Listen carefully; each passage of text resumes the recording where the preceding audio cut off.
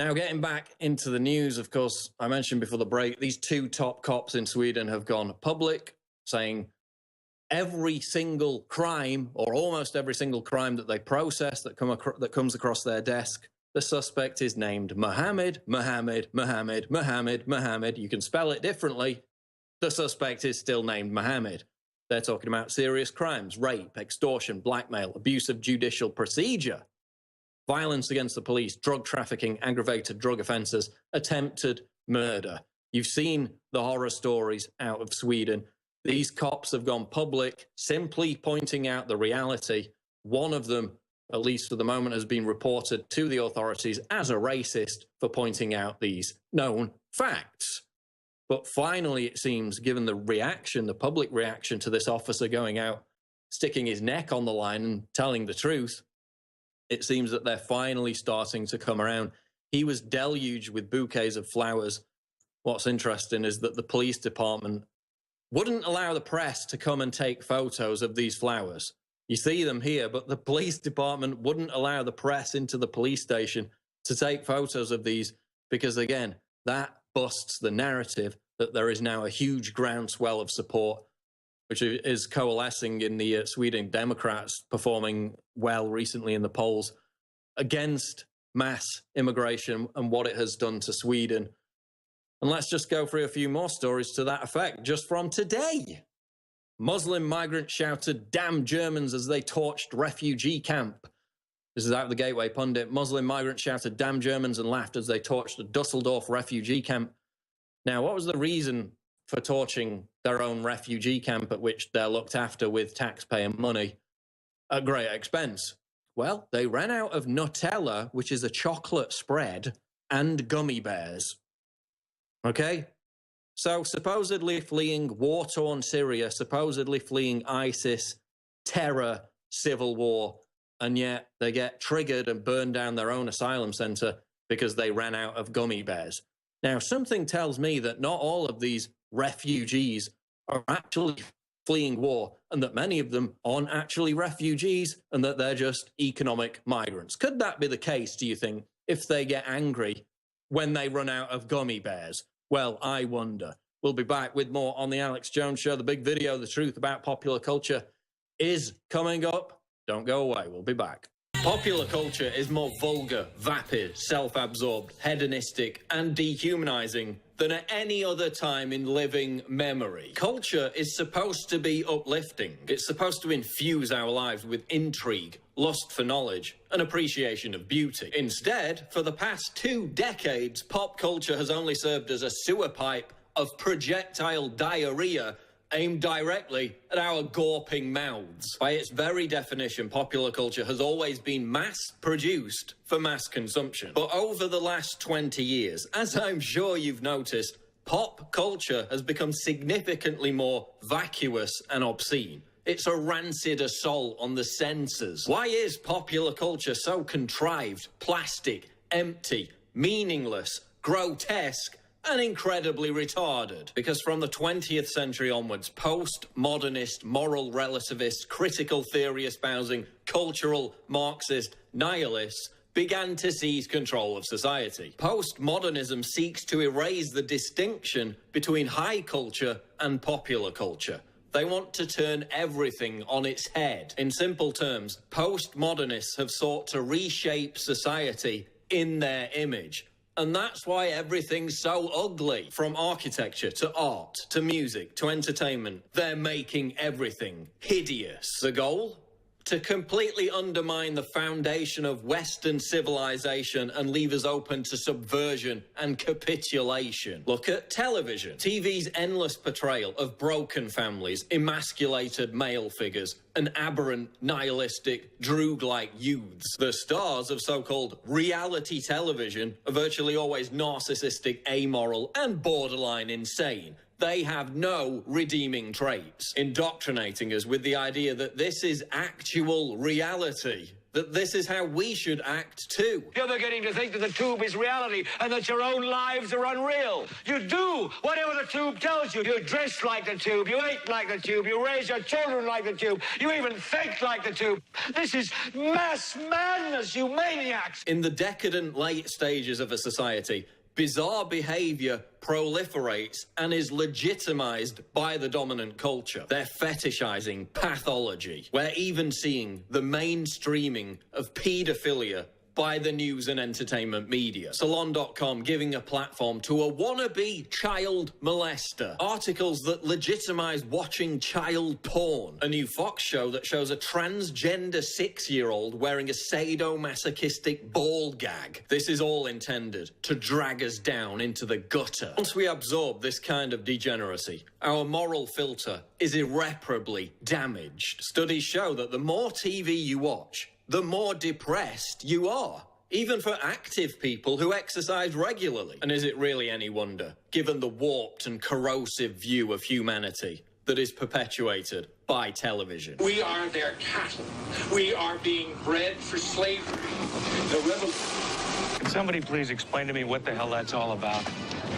Just that idiot licking his nuts again. Popular culture is also hypersexualized. It's not prudish to observe that the sexual imagery we're bombarded with by television is infinitely more gratuitous than it was just 25 years ago. Even pornography itself is becoming uglier and nastier. It's documented that this hypersexualization process has normalized cheating and betrayal. It's this, oh, everyone else is doing it, so why not me mentality. Hypersexuality in popular culture leads to ruined relationships and failed marriages. Pop culture is making us miserable and lonely. Look at the cult of celebrity. Being famous used to require having actual talent, even as recently as 20 years ago. Now, the measure of fame a celebrity achieves is directly proportionate with the volume of tasteless debauchery that they inflict on the world. Vulgarity has replaced talent. The more vulgar and ostentatious, the better. Thanks to social media, young people have been indoctrinated into this idea that narcissism,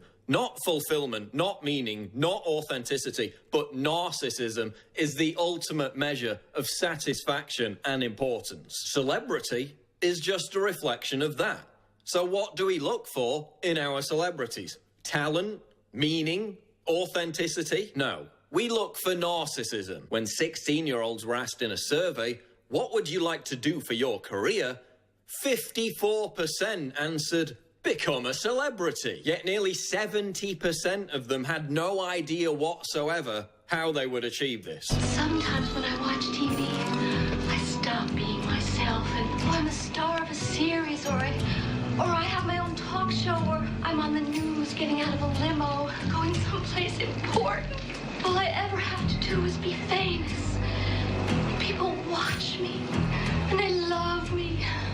It's no surprise that since the explosion of celebrity-led narcissism, young people are more depressed than ever. Suicides amongst those aged 10 to 24 are up every year since 2010. Why are you all so unhappy? Because you're aspiring to something completely vacuous and unobtainable for the vast majority of people. Popular culture is making us miserable. Celebrities are now more revered than religious icons. This is why people suddenly turn into gushing morons whenever a celebrity dies. Rendered blubbering idiots over somebody they never knew and never even met. In many cases, someone they weren't even interested in until they died. It's like North Korean competitive crying every other week.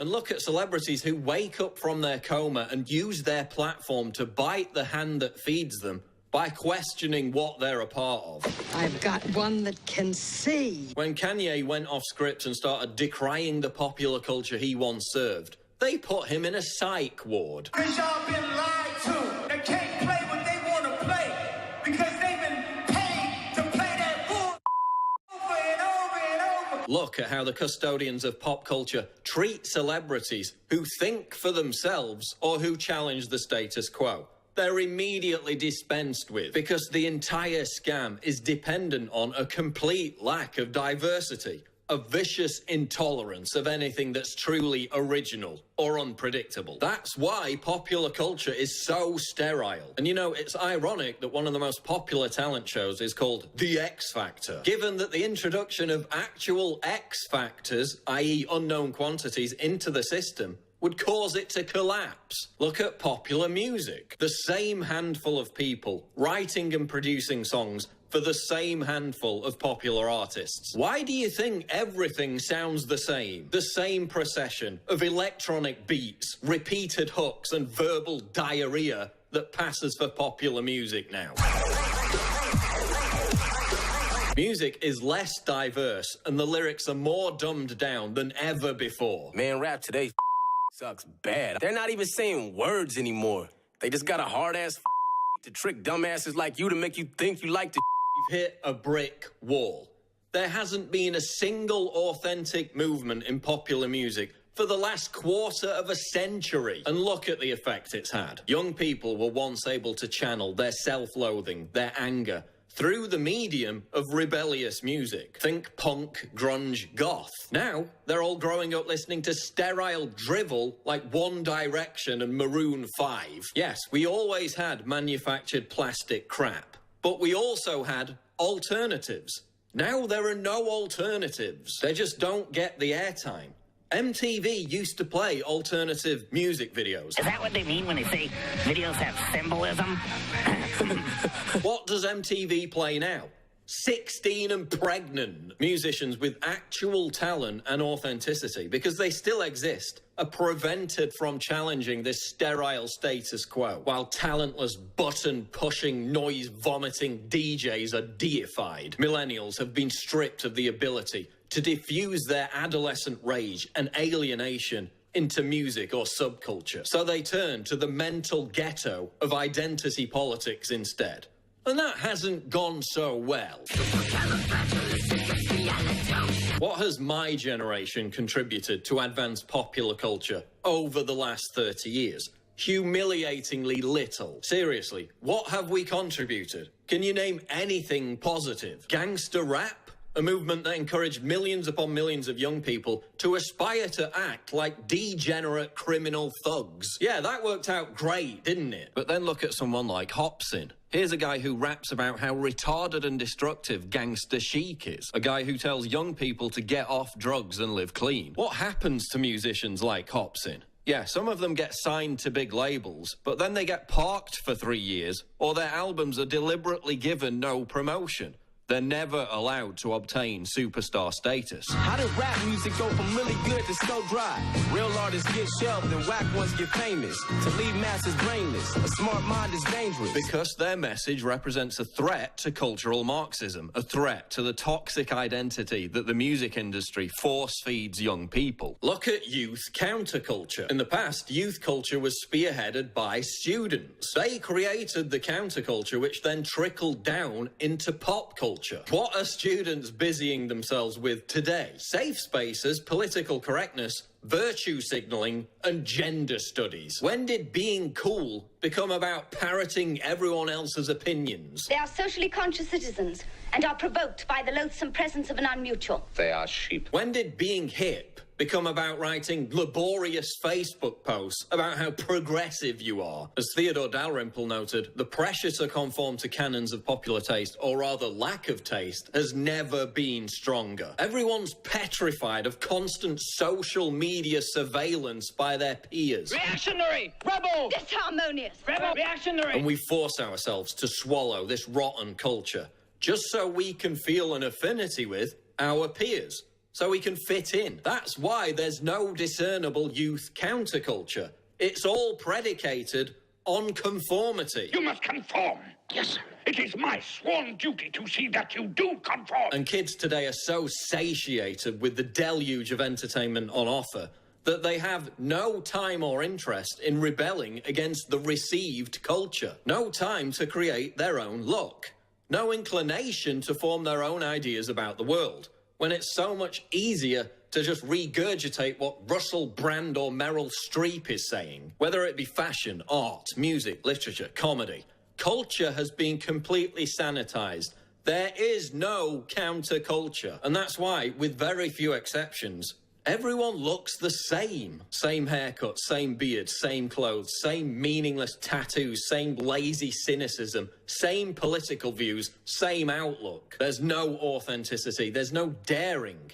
There's no individuality. Look at modern conceptual art. The postmodernist war on absolute truth has spawned the demented belief that anything whatsoever can be considered art. Why is modern art that requires skill or displays awe-inspiring beauty ignored in favour of tawdry trash? Literally trash. Have you ever visited Tate Modern in London? It's a giant building full of scrap metal, concrete blocks, urinals, and this, whatever it is. They call it an art gallery. It more closely resembles a landfill site. What does this look like to you? Dog food and a turd?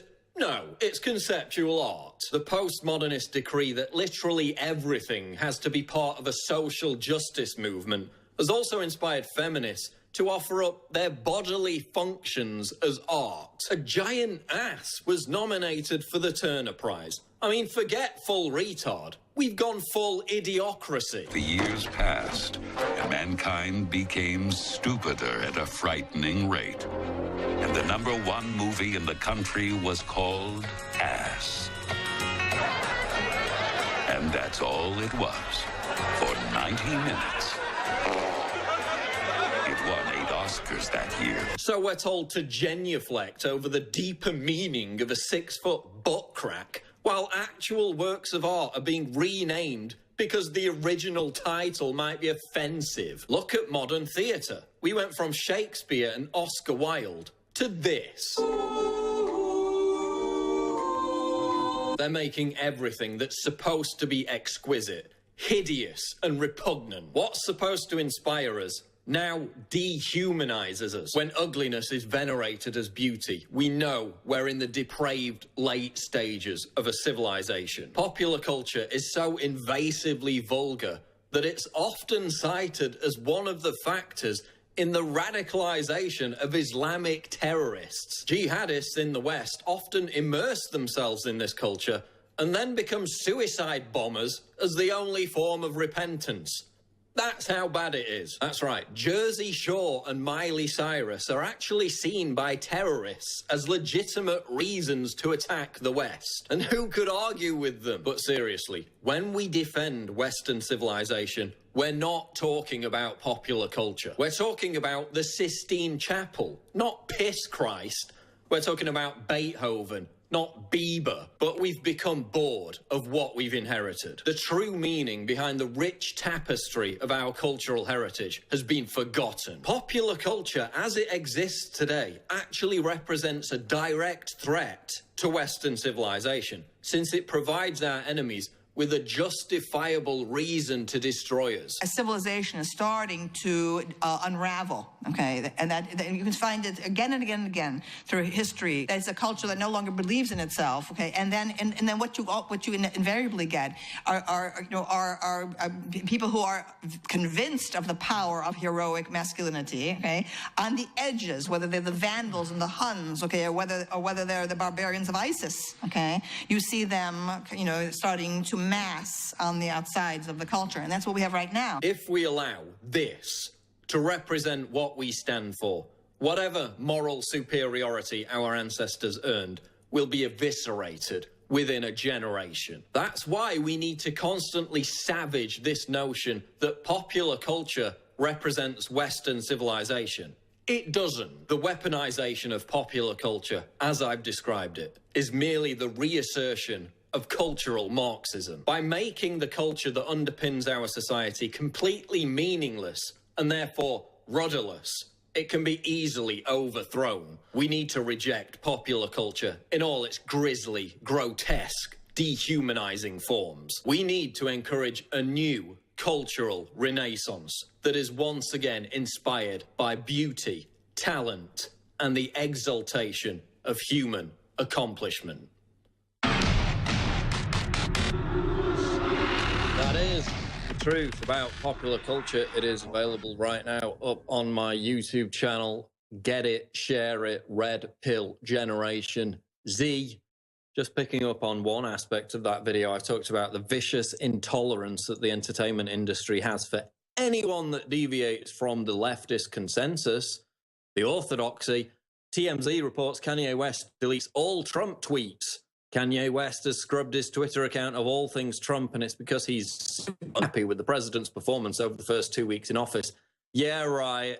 It's not because he's been hounded and intimidated by leftists in the entertainment industry for daring to go against the grain, is it? Absolute, complete, vicious intolerance of diversity of opinion. They hate it. We'll be back with the final segment on the Alex Jones Show Live. Don't go away.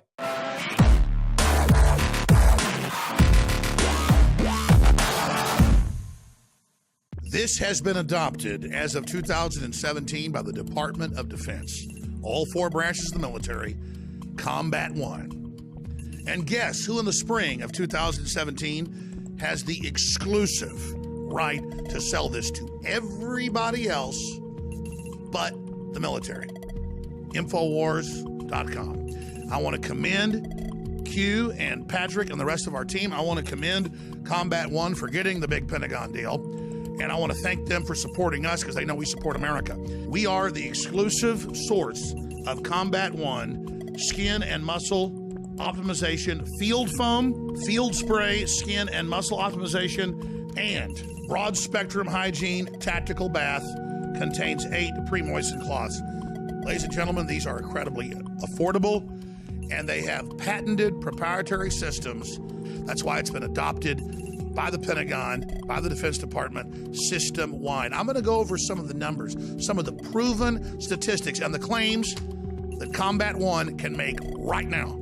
Never before has the public been able to access this new Combat One military-grade hygiene technology used by special operations to maintain hygiene during survival situations. Studied for safety and effectiveness by St. John's Medical Research Institute, St. Jude's, and the American Journal of Infection Control. The technology behind Combat One wipes kills bad bacteria while leaving beneficial skin bacteria unharmed. That's the key buffer. The toxic wipes, the sanitizers kill everything, including your immune system. They lower your fertility. It's all admitted. Combat One is able to do this naturally by only targeting the bad stuff. And again, it's all patented. It's super secret. 12 years, Special Forces testing it. This is something every info warrior needs to order, needs to have in their home, needs to use in their daily lives, whether it's cleaning your guns or your own skin or when you're out camping.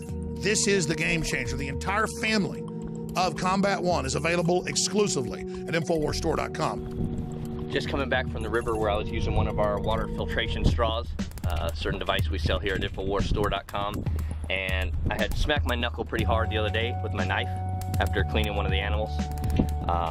So I want to use some Combat One foam, show you guys that we actually use it, how well it works. This wound's been open for about 5 days now. I just dipped it in and out of the river, so just to better safe than sorry.